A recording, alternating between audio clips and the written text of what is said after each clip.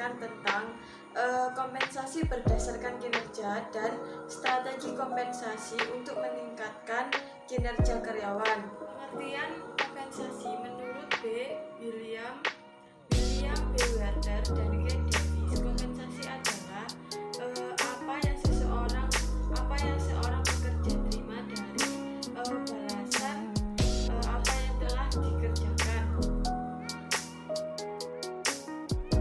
Jenis kompensasi dibagi menjadi dua, yaitu kompensasi finansial dan kompensasi non finansial.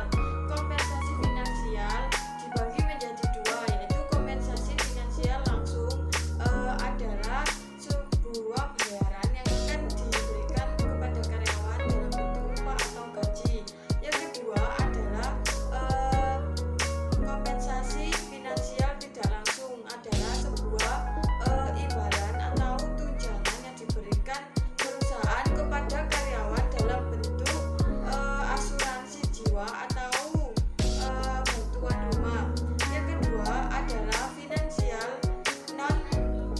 kompensasi non finansial, adalah sebuah bentuk kepuasan karyawan kepada pekerjaannya karena telah puas dalam pekerjaannya dari lingkungan psikolog.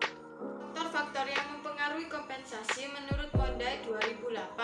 Yang pertama adalah faktor organisasi, di mana dalam penetapannya dilihat atau diketahui bagaimana keadaan manajemen atau keadaan politik dari sebuah organisasi.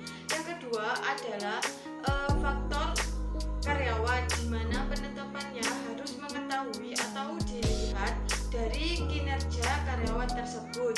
Yang ketiga adalah faktor pasaran kompensasi, di mana dalam penetapannya harus mengetahui berlakunya atau umum dalam pasaran kompensasi umum yang berlaku untuk karyawan.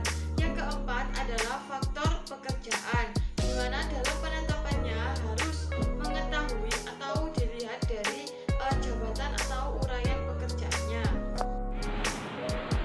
Yang selanjutnya adalah proses penentuan kompensasi. Yang pertama adalah menyelenggarakan survei gaji, yaitu survei mengenai jumlah gaji yang diberikan bagi pekerjaan yang sebanding di perusahaan lain untuk menjamin keadilan eksternal. Yang kedua, menentukan nilai tiap pekerjaan dalam perusahaan melalui evaluasi pekerjaan. Dan yang ketiga adalah mengelompokkan pekerjaan yang sama atau sejenis ke dalam tingkat upah yang sama pula untuk menjamin employer equality atau keadilan karyawan untuk menetapkan harga tiap tingkatan gaji dengan menggunakan garis upah. Yang keempat adalah menyesuaikan tingkat upah dengan peraturan perundang-undangan yang berlaku guna menjamin gaji layak dan wajar. Yang selanjutnya saya akan menjelaskan tentang tantangan dalam menetapkan kompensasi. Yang pertama yaitu standar gaji yang berlaku umum beberapa jabatan harus dibayar lebih dari yang seharusnya sebab oleh desakan pasar. Yang kedua adalah kekuatan serikat buruh. Serikat buruh dapat menggunakan kekuatannya untuk memperoleh gaji yang sesuai dengan relatif jabatannya. Yang ketiga adalah produktivitas. Perusahaan harus memperoleh laba agar bisa tetap hidup.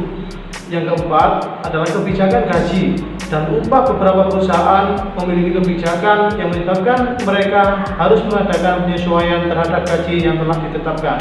Yang kelima yaitu peraturan pemerintah. Pemerintah turut campur tangan dalam menentukan beberapa kebijakan yang berkaitan dengan tenaga kerja yang ada. Yang selanjutnya adalah fungsi dan tujuan pemberian kompensasi. Fungsi pemberian kompensasi adalah sebagai berikut. Yang pertama, pengalokasian sumber daya manusia secara efisien. Yang kedua, penggunaan SDM secara lebih efisien dan efektif.